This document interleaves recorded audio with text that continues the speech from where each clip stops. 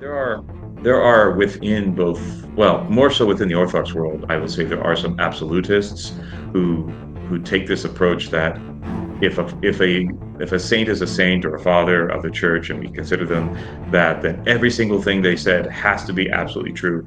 That is a methodology usually that is fraught with lots of difficulties. The split between the East and West didn't happen just in 1054.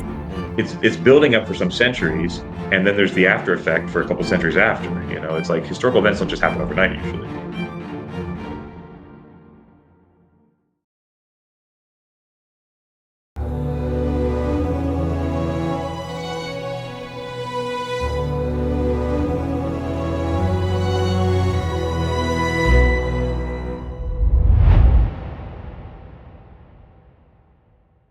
Welcome back to the Transfigured Life, and we have a guest that is no stranger to the channel.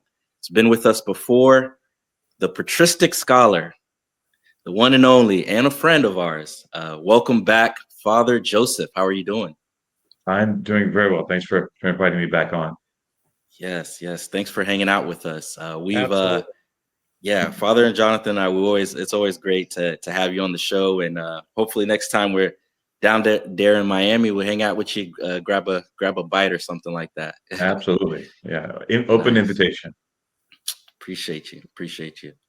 Well, today we are discussing something that's very important to not only Orthodox Christians, but also I would say it seems like nowadays everybody who is dabbling into Christianity has a sense of interest in the church fathers. And today, primarily, our focus is going to be the Greek East and the Latin West. Is there a divide between the two? Sometimes you hear certain things about, okay, Orthodox lean a little bit more towards the East, and you have, you hear the Western Christians lean this way, but we would say we embrace them all. So we're going to kind of dive into a lot of things, St. Augustine, St. Jerome, all of that. And we would love to get your expertise and perspective on that. So that brings up a question that we need to start with, and the Protestants nowadays, they're discovering the church fathers. Wow. And I think we need to maybe set the stage, because we have a lot of people that watch this channel who are Orthodox, a lot that are not, a lot that have come to Orthodoxy. We're very blessed to say through this channel. So let's begin by defining, so that everybody's on the same page, what do we mean by the church fathers? Let's start there. Right. Well, I think one thing that's important to distinguish is the difference between what a scholar, a historical theologian is going to say a church father is, and what someone who is an Orthodox theologian or patrologist, which is where I consider myself to fall, is going to say, because there are a lot of figures that you'll find in collections of church fathers, or referenced in historical treatments, that we would not say are holy fathers of the church. The reason being is they might have interesting ideas, and maybe some of those ideas even were later disseminated through the writings of some church fathers. But not every Christian author who wrote something, like, for example, like a Tertullian, who always had this. There might be some interesting ideas in Tertullian, but he's not a church father. He doesn't fall into this category of people who are a part of our holy tradition per se. And especially since he in particular died outside the church. But I think the first place we should start is to say that a church father is, at the very least, a saint within the church whose theological writings have come down to us. They've been preserved in some way, and were taken up in various ways, either by later church fathers, by councils, by whatever. Their writings have been influential in some way, and that's why they were preserved. And we look to them. They generally have a feast day in the church. They're canonized. They have a feast day in the church, and so we see them as reliable. Because if we just take any early Christian writer and throw them into that category like a historian might, it definitely challenges the idea that there's a sort of consonance to our holy tradition, that it kind of fits together and makes sense. You have, because the only way that's possible is if you if you remove those ones who are not part of the flow of tradition, the ones who have pushed back against it, or were on the edges, or and so forth. So that's my definition. I'm pretty specific in it. I sometimes have to switch back and forth. If I'm talking to just a scholar, a secular scholar, how they're using it and how I'm using it. I have to clarify that sometimes in discussion. So that's important. Okay, no, that's good. Today's episode is brought to you by St. Athanasius College. Are you looking to complete your degree? St. Athanasius provides flexible and affordable degree programs for busy working adults. Use our code Transfigured75 to save $75 on registration. Link is in the description. Get started today. So is it fair to say, and I'm going to say this again, is it fair to say about someone else really soon, that we're only concerned with the Greek speaking and maybe the Syriac speaking fathers, only concerned or mostly concerned? How would we tell people about that? Well, for one thing, I would say that the majority of the individuals we consider church fathers in the Orthodox Church were Greek speaking, the majority, right? It's just, and someone could try to say that's just a happenstance of history, or that it was divine providence. It doesn't really matter. It's what happened, because the scriptures, the New Testament, were written in Greek. The Old Testament, most people in the ancient world were not reading at the time when the church begins to spread. They were not reading Hebrew and Aramaic, so they're reading Greek translations of the Old Testament. And a majority of the individuals who are writing like large volumes of commentaries on scripture and theological ideas mostly come from Greek-speaking areas. Now, of course, that's not that surprising, because Greek was the lingua franca of the first, second, third century, and it's remained in the Eastern Mediterranean for a few more centuries, and then within the Byzantine Empire up until its fall, it was the primary language, and so the majority of theological discourse was done in Greek. You have a couple Syriac fathers, not that many, that are well known, that had any kind of real impact on the church, mostly St. Ephraim and St. Isaac. The Syrian, a little more controversial because of his origin, but still his texts are kind of received into the church as canonical texts. Afrahat didn't have a whole lot of impact, I don't think, on the church, in my opinion. And then you have a handful of Latin speakers that were very important in various ways. But most of what we have, and especially the councils themselves, were conducted in Greek, right? All of the ecumenical councils were conducted in Greek. All the acta were written in Greek. The dogmatic definitions written in Greek. Whenever something was presented, like the Tome of St. Leo, gets translated into Greek to be included in the council. It's like everything is being conducted in Greek, and so these Greek-speaking writers are sort of the standard throughout the Orthodox history. Yeah. So we talked about the Greek fathers, but it's important that we bring up the Latin fathers, Right. And so, I mean, who would you say are some of these more notable Latin fathers in the Orthodox Church? Like, who are some of those figures? I know we have there's one that comes to mind, but as you think about our tradition, who's that person? Yeah, well, the first one is obviously Saint Cyprian of Carthage. The first one really writing in Latin a lot, and his ideas are taken up by the whole church later. It's not just isolated to North Africa or to the West, but and then there's a few other figures that come along. Saint Ambrose is probably the most theologically profound writer. Brilliant. He read perfect Greek and spoke Greek as well. Had a lot of contact with the East, and so he's able to fully understand the theological ideas happening in the Greek-speaking, part of the church, and then to incorporate and convey those ideas in Latin. So he's extremely important. Same thing with there's a few writers who wrote less, but still had some impact. Saint Hilary of Poitiers, Saint Vincent de Lerone, and they're defending the dogmas that are coming out of the councils in the East, have a knowledge of Greek to some extent. So these are all important figures, and probably up to about St. Gregory of Rome is one of the last ones. But the one who wrote the most, though, and the one who's also the most controversial is St. Augustine. Obviously, that's the most controversial one. He wrote more than all the other ones combined, probably, or at least that much survived.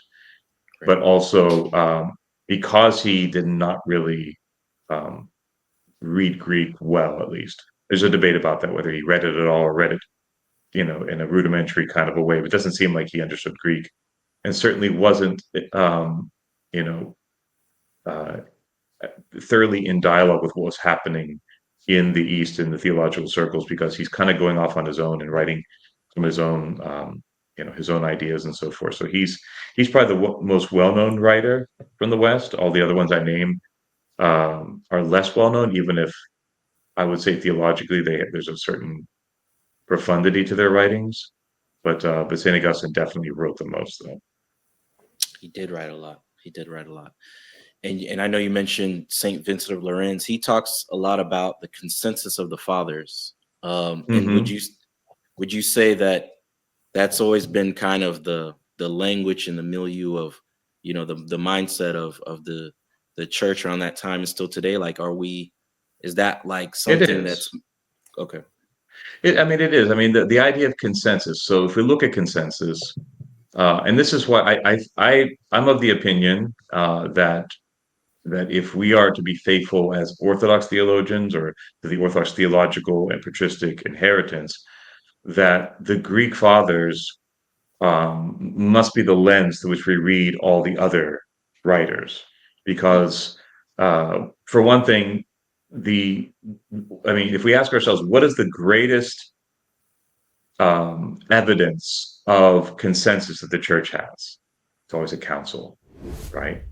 We had major councils that were conducted in Greek, the dogmatic definitions written in Greek, canons in Greek, the acta written in Greek.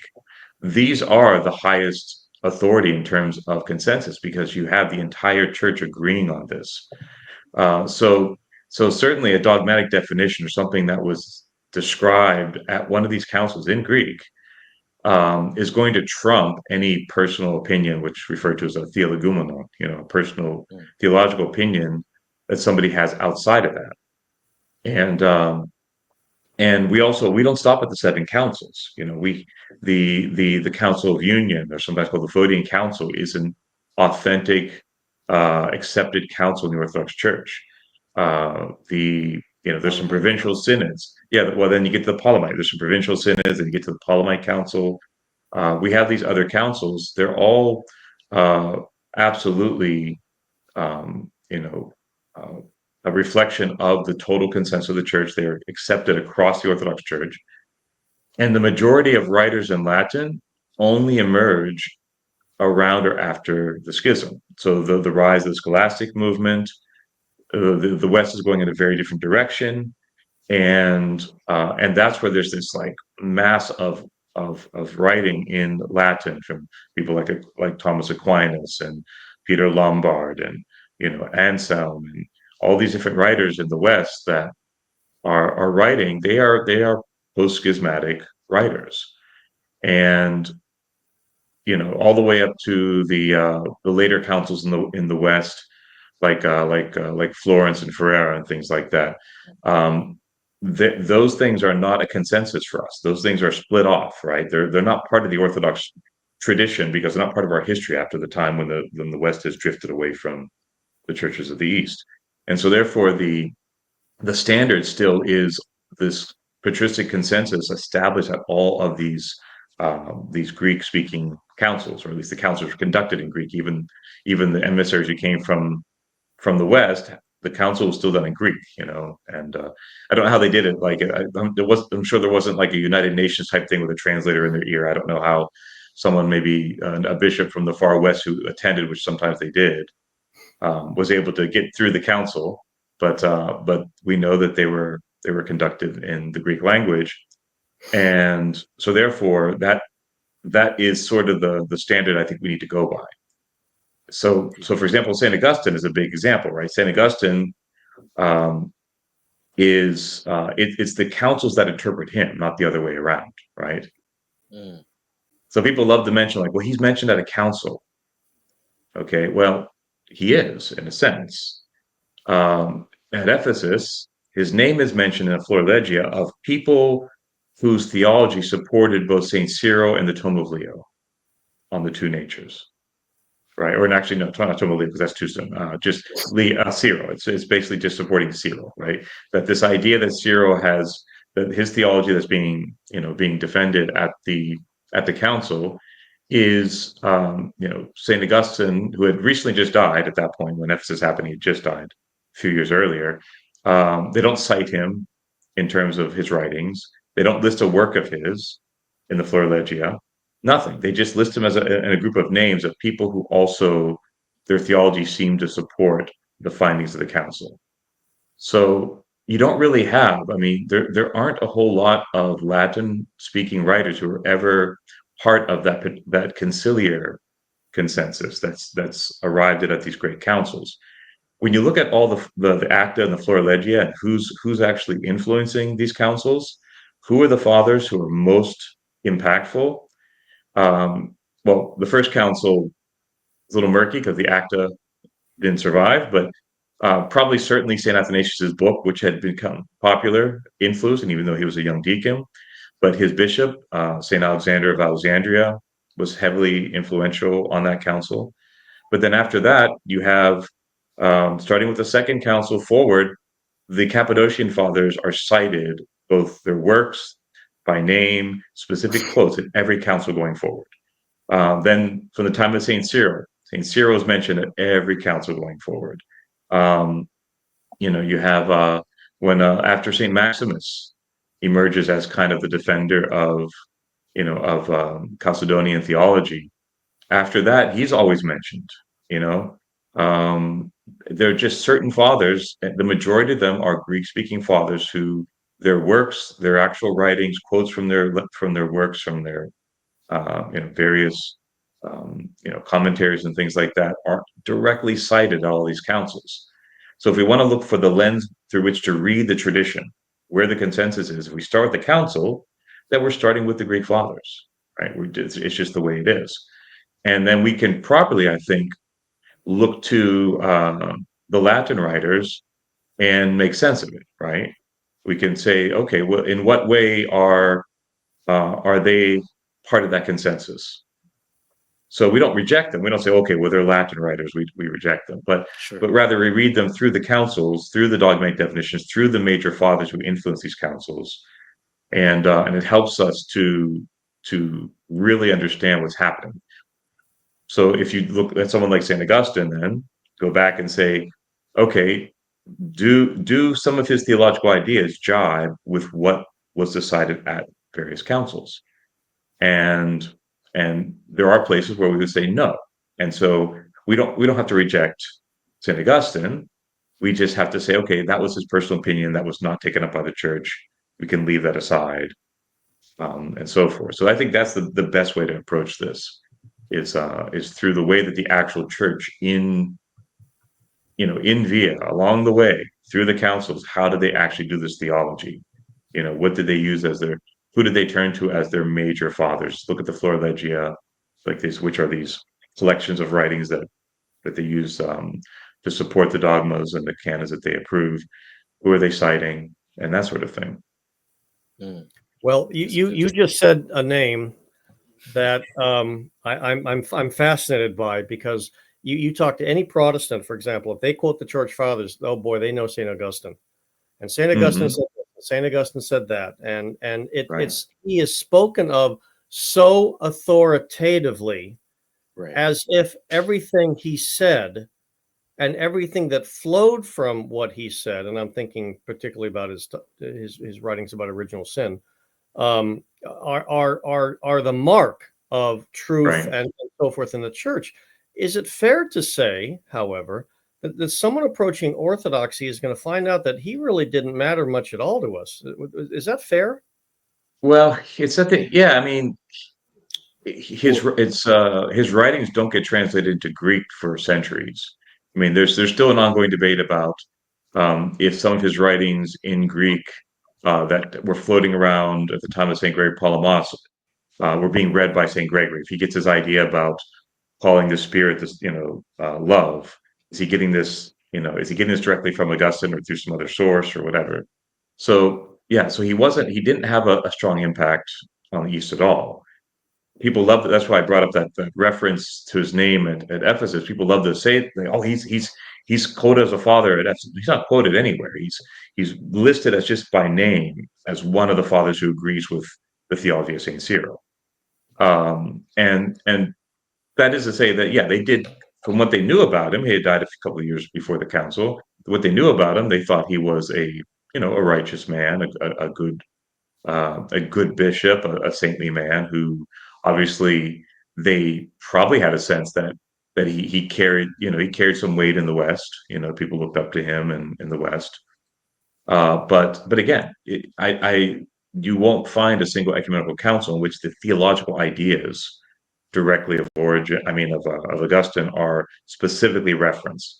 Now, some people say that his defense of the faith against Pelagianism might have influenced some of, but he's not cited directly, right? It doesn't say here's what Saint Augustine says against Pelagianism. Pelagianism does get rejected as just in passing at one of the councils, and certainly it is a condemned heresy.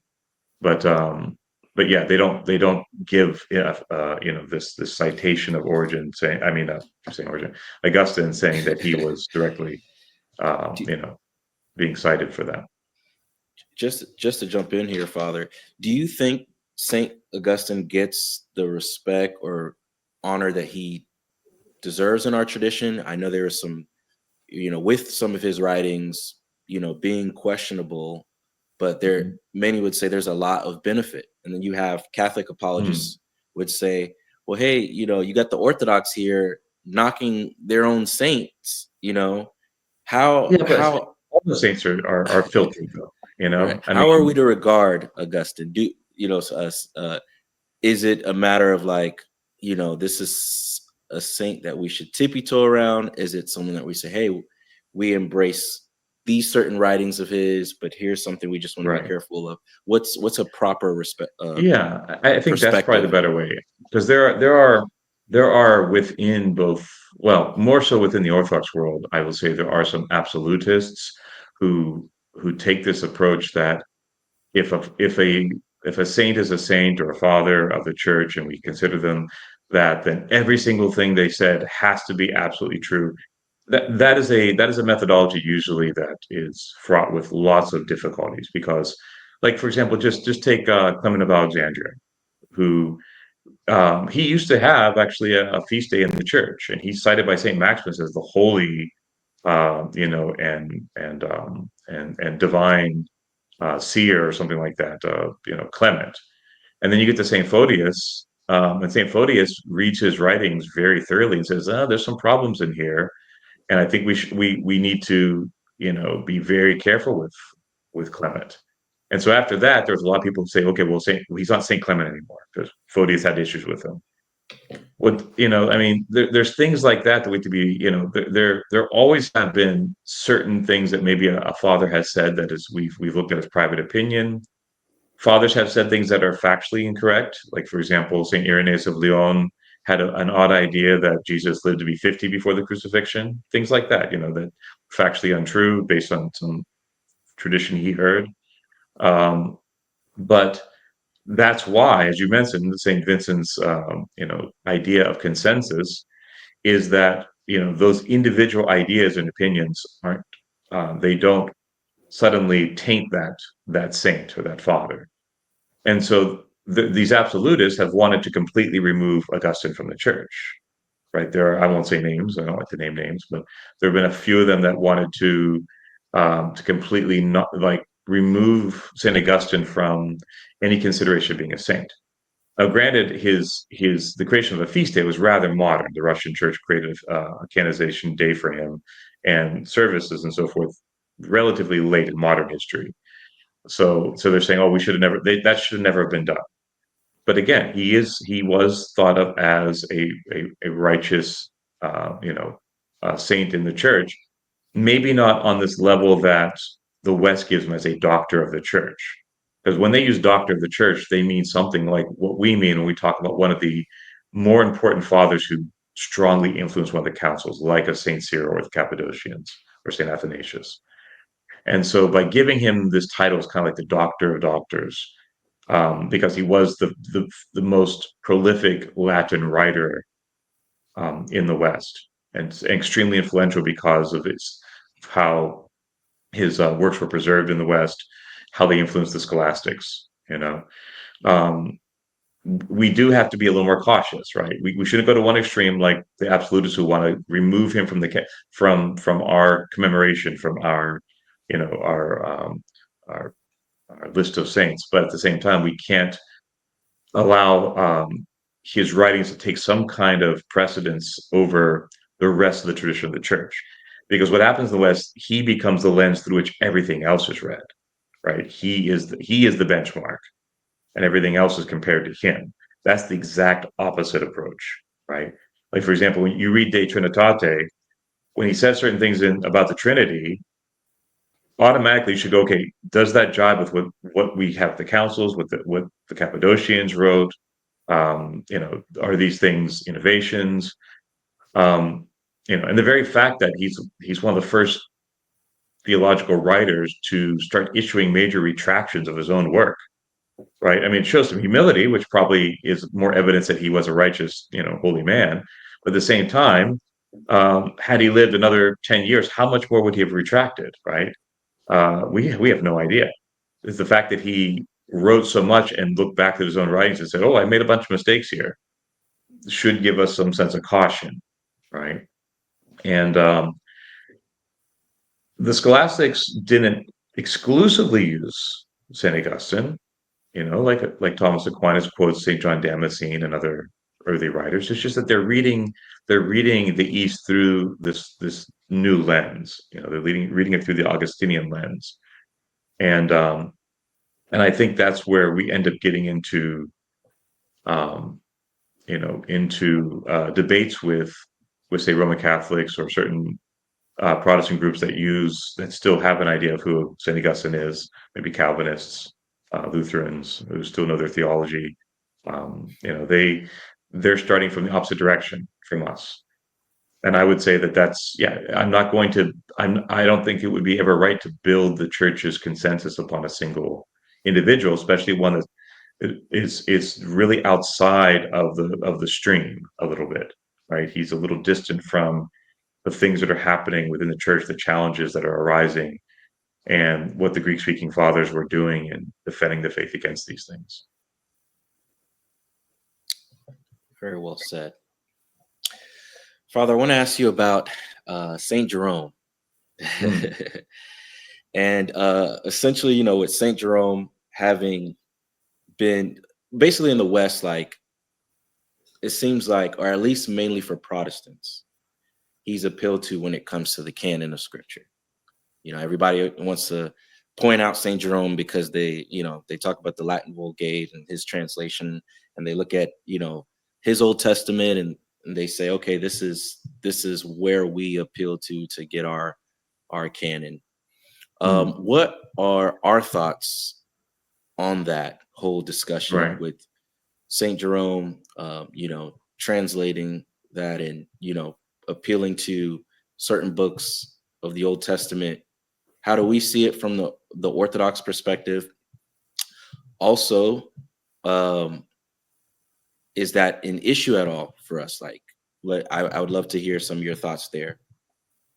How do we even reconcile, some of the difference between, that and the Greek East? So feel free to. Well, I think in terms of the canon, the canon was a fluid thing. Time when Saint Jerome was doing his translation, there wasn't. The only somewhat canonical document was Saint Athanasius's letter from 367, which was really only his demands for the churches in Northeast Africa and the Egyptian area, right? That look to the patriarchate for guidance. The same ones who would have received his annual Paschal encyclical with the dates of Pascha and things. He would have sent that out. He actually did send out with one of those. It was part of that encyclical tradition that he had, where he sent this letter out. He included that list of books in there, and that's probably that's one of the oldest documents in the church. But again, the church as a whole, in terms of what a conciliar process would be, didn't even finalize a canon until much later, if you want to even call it that, right? Because essentially what they did was at the Quintessence Council, they just brought in canons from earlier councils that had different lists, and it kind of created an exhaustive list that included what's oftentimes called the deuterocanonical books as well. But St. Athanasius's list didn't include all the deuterocanonical books that we normally have.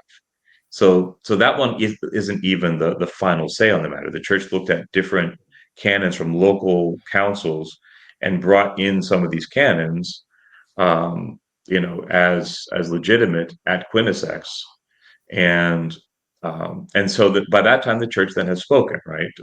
So the fact that it took a while for the canon to kind of come into focus in the church, it's not really that problematic. It's not like as if you had or didn't have Second Maccabees, your whole life is gonna is terrible. No, because Second yeah, Maccabees is missing. yeah, because the church's tradition preceded that, right? Even though I think it's in Second Maccabees, or maybe it's in First, that the prayer for the departed is specifically mentioned, right? But Right. but we unlike what Luther thought, we don't actually need that written down in Maccabees to know that that's what the church does. The church from the first century Exactly. forward was praying for the departed. The tradition, and so whether someone says you have to read Maccabees or not, that's not the right way that the church understands tradition, right? The church already had these practices, already was passing them on for centuries before there was any kind of resolution about this canon. And the canon still remains in flux a little bit between the Greek-speaking lands and later the Slavic-speaking lands. There's a little difference, a couple book difference of what they have in the Slavic lands. It's like a So I think right? What's that?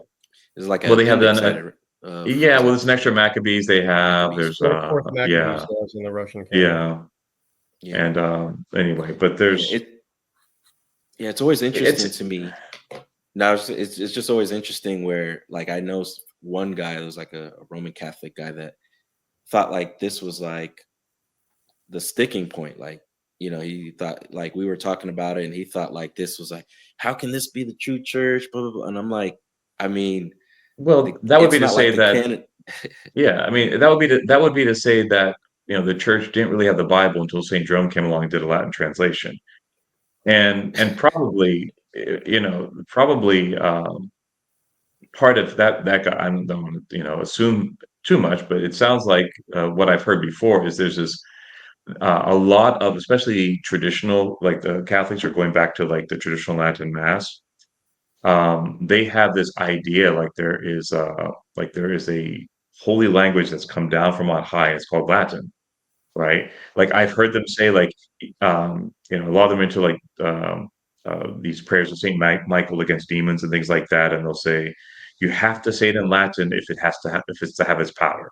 Like that sounds like the Quran. Yeah, that sounds like a Muslim saying you have to say your prayers and read the Quran in Arabic, or it's not really real or efficient or whatever. Slavonic, Father, Slavonic.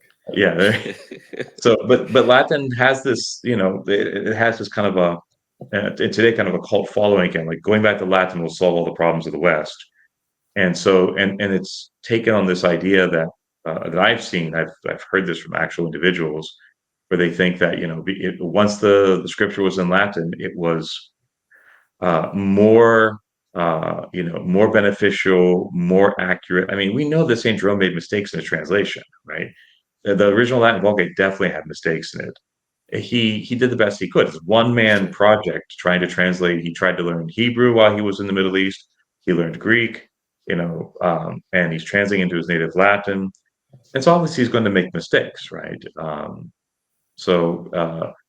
and some of those were worked out later on. I mean, the Douay-Rheims Catholic Bible in Latin and English um, isn't the exact same Bible that St. Jerome translated. There was corrections, additions done over the centuries.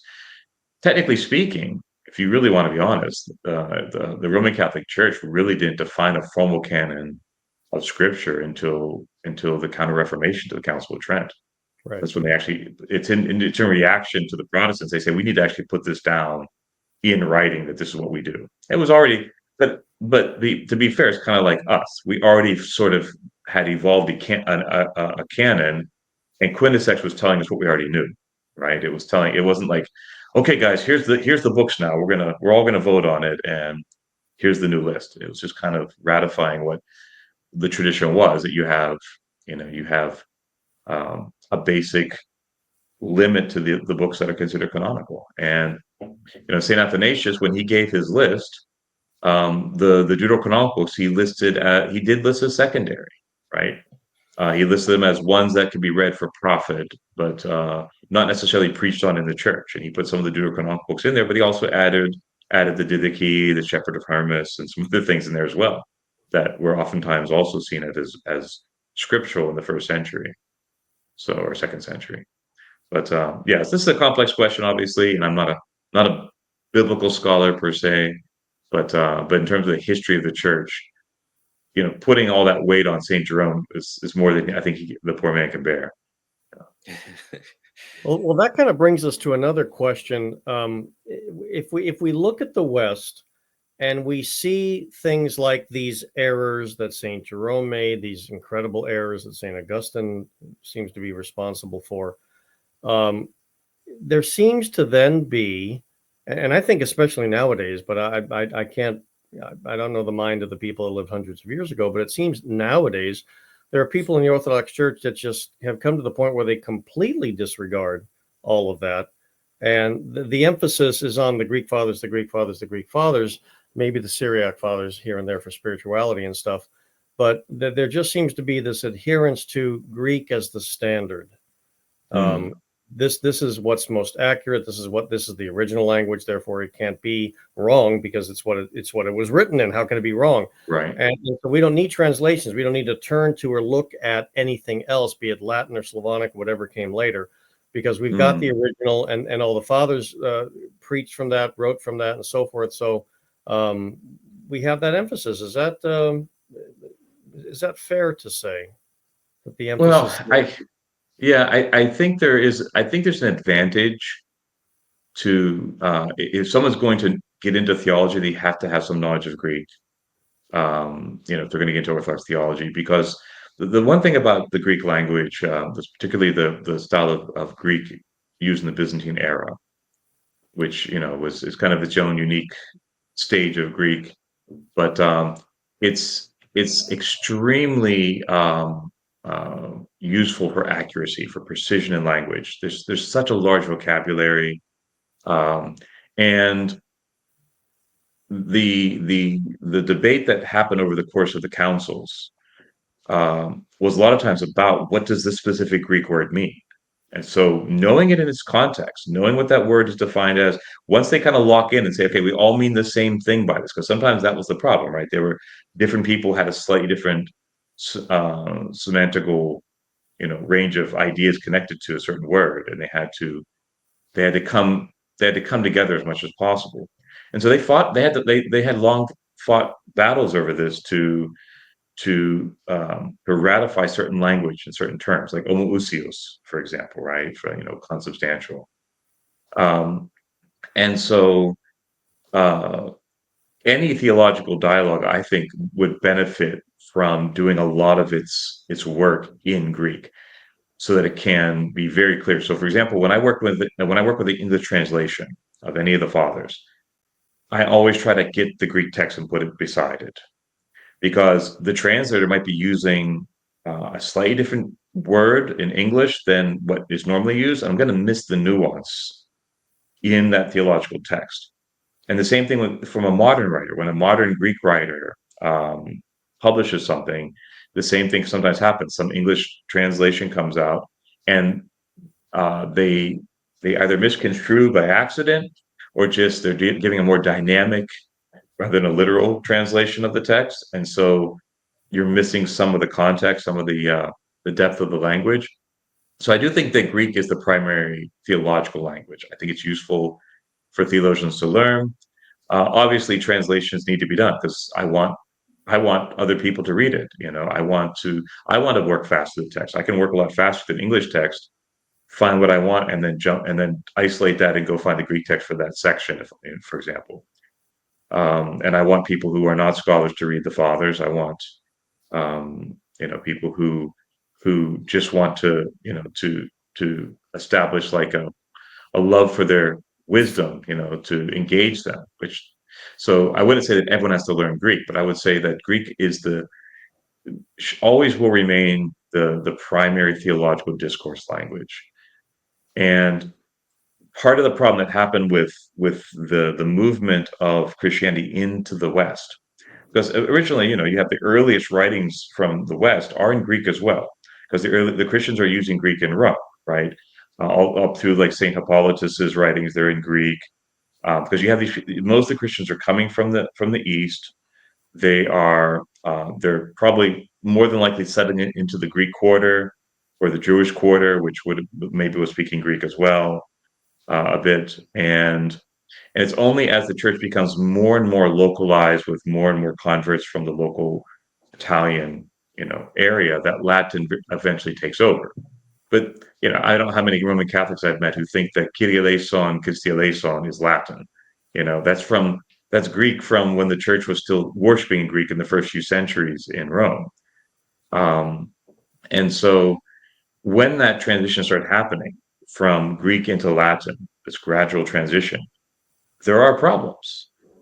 There are problems caused by how the language is translated. Like the word hypostasis sometimes gets translated as substance, substantia, right? It's causing these different problems. The word for proceed sometimes gets used for the Son and the Spirit, procedere in Latin, right? Sometimes gets used to speak about the Spirit, but also sometimes about how the Son comes forth, and things like this.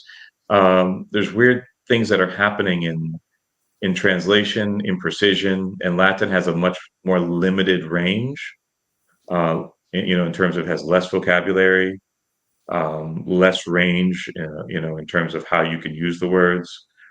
And so they have to, sometimes one word has to kind of hold down two or three definitions and causes confusion in theological discourse.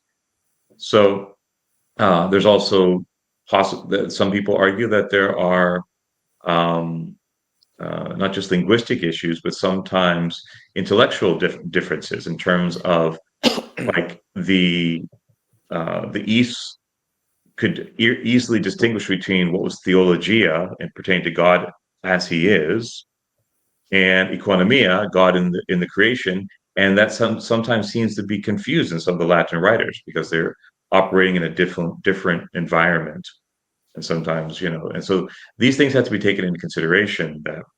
That it's not that Latin is wrong, it's a bad language or something. I actually studied Latin before I studied Greek. I took 2 years Latin before I started studying Greek. But it's just the historical reality that most of the theological discourse was done in a very complex way in the Greek language in the eastern half of the church, and then is getting translated into Latin. And that's always going to, any kind of translation of thoughts, language, anything is going to create some problems. And then also there's a slow drift. There's the split between the East and West didn't happen in just in 1054.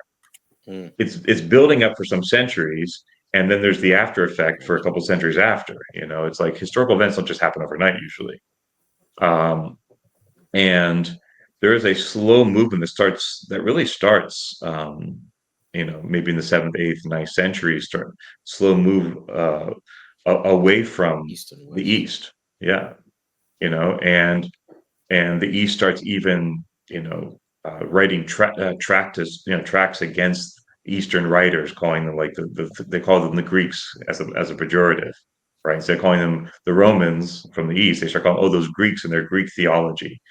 that starts developing in the Carolingian period and after. So there's really it's really hard to find a lot of Latin writers. Like I think we could probably go up to Saint Gregory of Rome and say he's still pretty solid. And Saint Gregory of Rome spoke Greek, spent time in Constantinople. That's why the pre-sanctified liturgy is ascribed to him, because he was there in Constantinople working in the court for a long time, and influenced the structure of that particular service. So so after him, I mean, who else do we have? We don't have this long history. We have from the first century, from the earliest apostolic father up to the fall of Constantinople, we have 15 centuries of Greek fathers, right? We have all the councils, we have all the canons, we have just huge amounts of writing, right? After the fall of Constantinople, obviously, in the Turco-Katia period, things are a little different, but didn't stop, right? The fathers were still trying to still writing in Greek, still trying to deal with issues and things like that. But it's just a much longer history that if you call yourself Orthodox, that is your primary source, right? Or set of sources. We just don't have this large swath. Like I said, the only one who really dwarfs everybody else in Latin is Saint Augustine. We have that large, the large volumes of Saint Augustine's writings, his collection of collected writings, and again, it has to be filtered, because of his approach to things. Father, let me ask you this. So, and I'm glad you brought up the Greek East and the Latin West. Is there any contradiction that you would find between, these Greek and Latin fathers? If so, where are they? What necessarily were those contradictions? What were they? What were the disagreement in theology, if any? Right.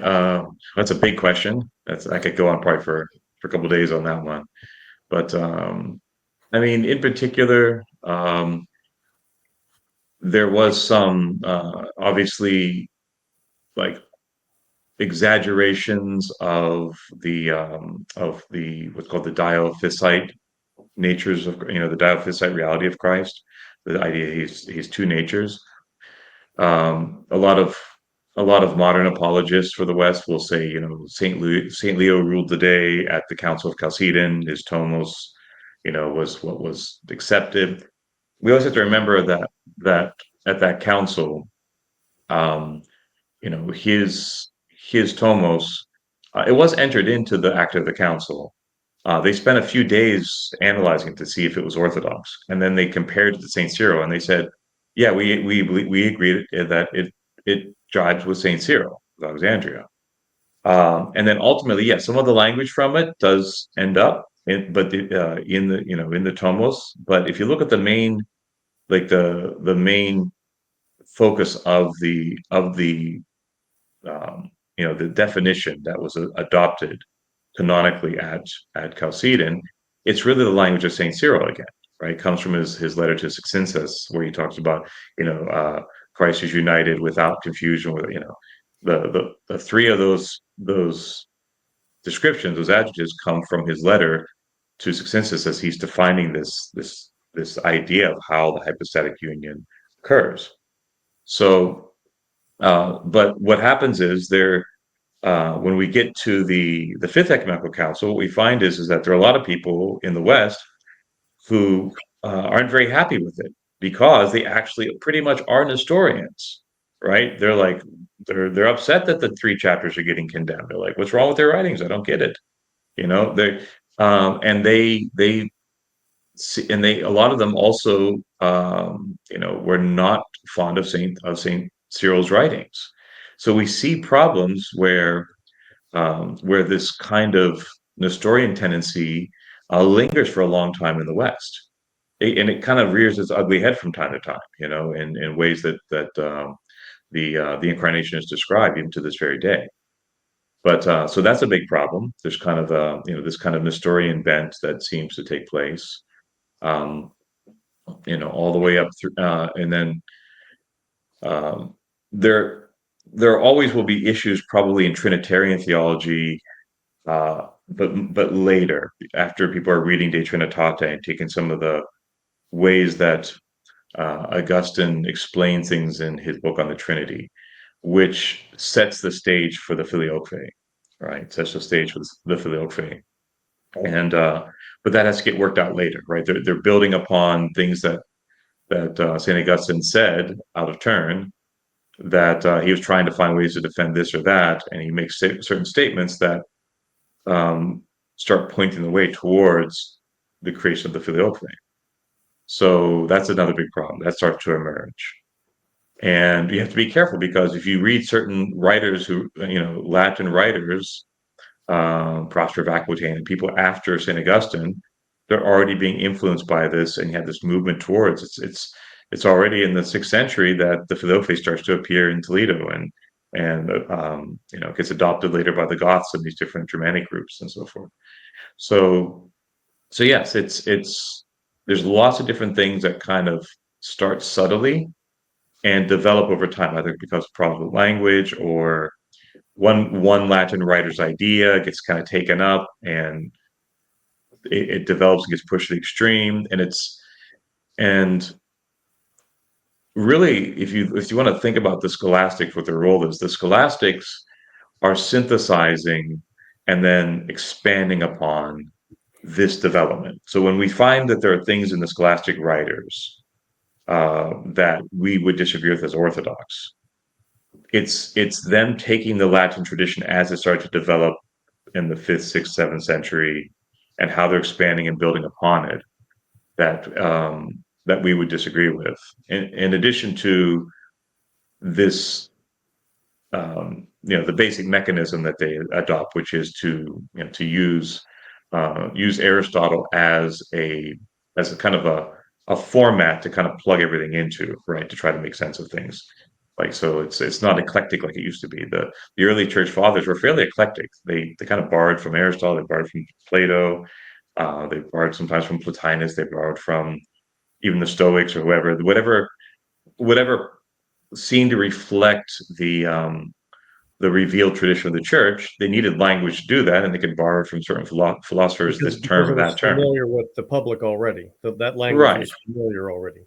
Yeah, but they were never beholden to a single philosopher. They were never beholden to the extent where, because they were ready to correct and critique the philosophers and say this is where they were completely wrong. But anyway, so kind of going far afield, but yeah, there are plenty of good resources out there, maybe that kind of compare East and West where things go awry. But I think that it's a gradual thing. It emerges little by little. Some of it's linguistic. Some of it is someone building on an idea that was a theologumenon that probably should have been forgotten, and someone else builds on it later and forms something. And it evolves, and I think that's the big thing is every modern Roman Catholic looks at the tradition and say, yeah, it evolved. And it's only in the 19th century they get someone to come along and give them a way to justify evolution, right? They get John Henry Newman, who comes along and says, yeah, that's what's meant to happen. Doctrine develops over time. It's a seminal thing appears in the ancient church, and it just takes a long time for the Holy Spirit to bring it into fruition. Well, where does he get that from? He gets that from St. Augustine, who says that the Holy Spirit will lead us into greater truths, little by little, stage by stage. We'll know more than the previous generation, he says. So already in St. Augustine, we have this idea of doctrinal evolution, of it evolving over time, of things, and essentially the idea that we always kind of mock as Orthodox, like, oh, we think we know more than the apostles. Well, yeah, St. Augustine basically said that would be the case, right? The Spirit leads us into ever greater truth, and we would know more. So, and John Henry Newman is essentially kind of saying that. He doesn't want to say that. He wants to say that it was always there and just had to come out. But that's essentially what happens is he gives carte blanche approval to anything to come out, right? So, Vatican I, the decisions of this final definition of the papacy. Yeah, it was, it was just bound to evolve eventually from the seed that was planted back in the early church. Well, Father, so what about different approach? we talk about in the Orthodox Church, we talk about the consensus of the Church Fathers. You know, there's that's a popular phrase among some today, the consensus of the Church Fathers. Do the Latin Fathers fit into that consensus to the degree that they match and mirror and reflect the Greek Fathers, or do they fit in and of themselves somehow? So yeah, you have to fit them into the overall. Where there's consensus is where they would agree with what the rest of the church fathers, the majority of them being Greek speaking, are saying. So some of the church fathers fit more easily into that. So Saint Ambrose, Saint Hilary, Saint Vincent, Saint Cyprian, much more easily fit into that consensus. Um, you know, once you get to Saint Augustine, not as much, right? There's a lot more criticism we can have of his writings. Probably the fact that he wrote too much is probably, he probably could have just not written so much, and maybe we wouldn't have to do this. But yeah, and there's that the fact of the matter is that we have a lot of consensus amongst the Greek fathers, and it completely jives with the councils and the creed, the definitions of later councils, after the creed was established. And so, yeah, the Latin fathers that we generally look to as very important, that we've already named, um, they align with, right. There's an alignment with the Eastern fathers. I think that's the important thing. You don't take them off and put them on their own as if there's like two lungs of the church and they have these two very different ways of being and they just somehow connect together in one body, right? It's one holy tradition and it's one consensus. St. Vincent's very clear. It's in all places it's across time, it's across the whole church. Where the problem would be is if a part of the church starts to actually shift from that tradition, right? And that consensus. And where you find any uh, direct contradiction between a Western father and the general consensus in the East, then you have a problem. And occasionally that does happen, right? And that's where we have to be. I think we have to admit that particular maybe approach is incorrect. Now, I've seen some people they try to um, how do you say, like they try to reconcile, you know. So a big one is this: a huge change that happens in Saint Augustine is he begins to see all of the theophanies in the Old Testament as created visions, and he does talk about created grace, that God creates this grace as an intermediary, and these are created visions. They're not the actual Lord God appearing, right? So, for example, on Mount Sinai in the burning bush, the angel, the so-called angel who speaks to Abraham outside his tent, the angel of the Lord. So St. Augustine says these are created visions, contradicting, a couple hundred years of tradition to the contrary. And I've seen people. There was a scholar a few years ago who he didn't want St. Augustine to be wrong here, but he recognized there's a strong consensus in the East that these are true theophanies, right? And it's consistent from the second century all the way up to Saint Gregory Palamas.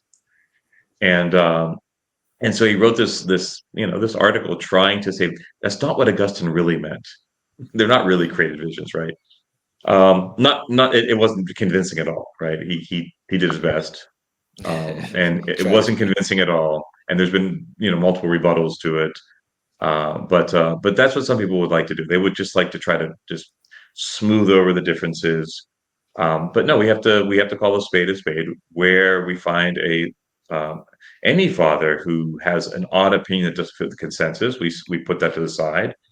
And particularly if it's a Latin speaking writer, we can't just chalk it up to well, they spoke Latin, they must have just been talking about it in a different way.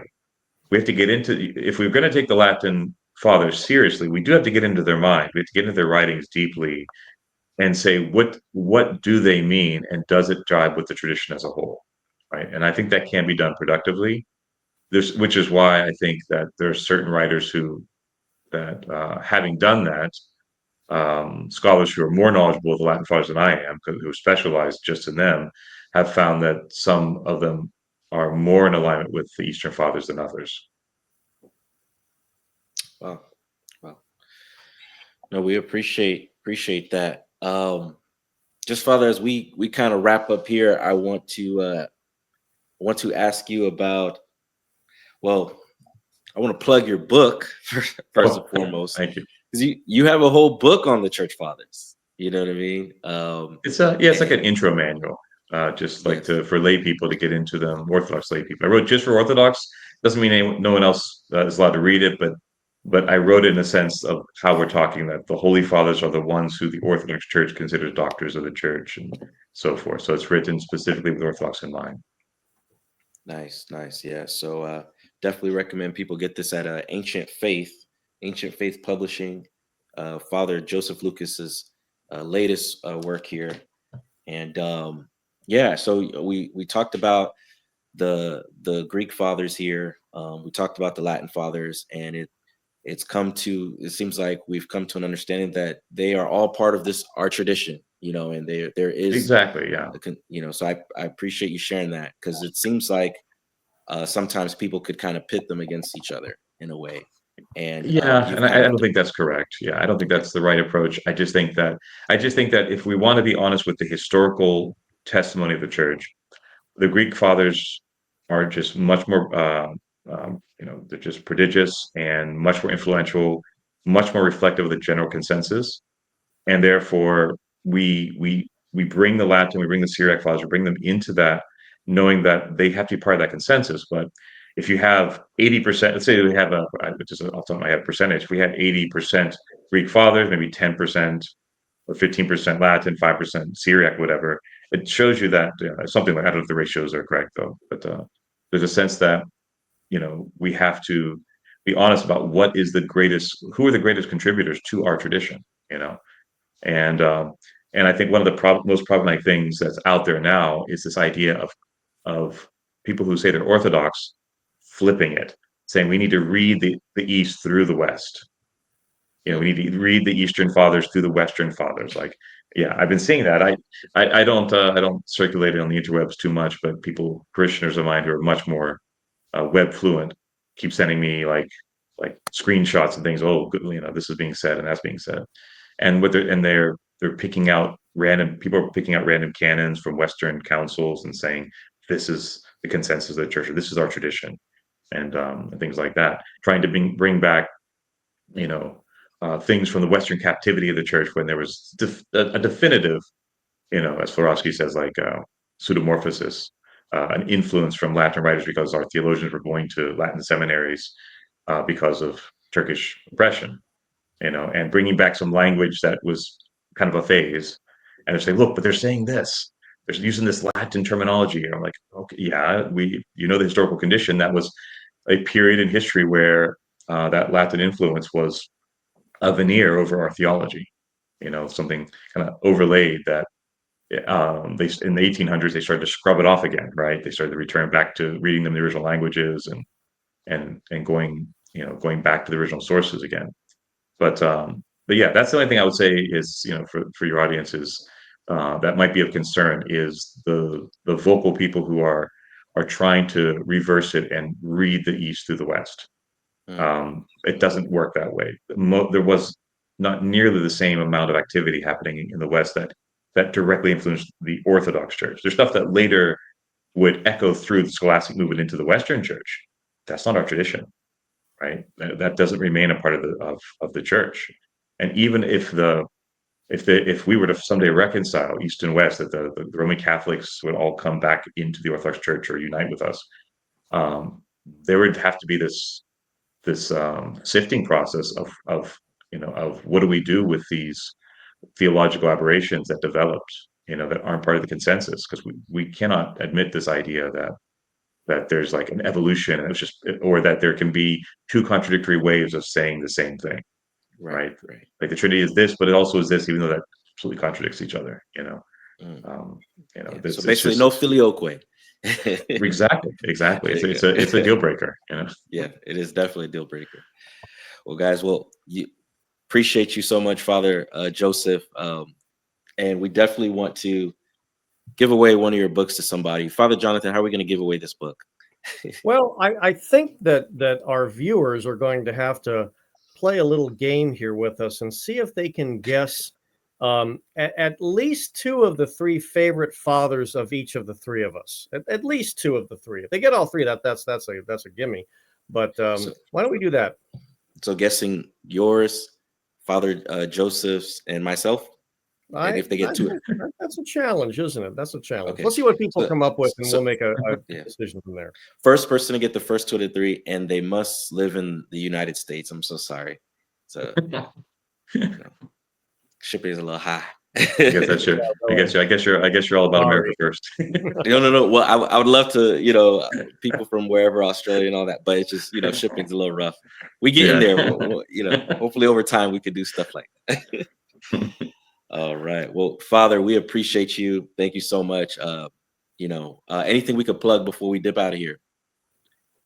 Right now, I'm working on another book, which I hope to come out with next year. It's going to be more academic. It's going to be on my work on patristic exegesis, so how the fathers interpret the Bible. And so hopefully I'm working little by little on it. I've been going to some conferences, delivering papers in preparation to kind of move in that direction. So that keep an eye out, but that won't be for at least a year, so, if not longer, depending on the publication schedules and things like that. All right, thank you, Father Joseph, and to all of our viewers. We've got some really, really great episodes coming up, so subscribe to the Transfigured Life. Stay tuned, and you won't be disappointed. Flee from his face, let orthodoxy be Take care, standard. Christ is risen from the dead, trampling down death by death. On the tombs bestowing life, I bless the Lord Jesus Christ. All sinners perish before his face, like smoke from fire, sinners vape.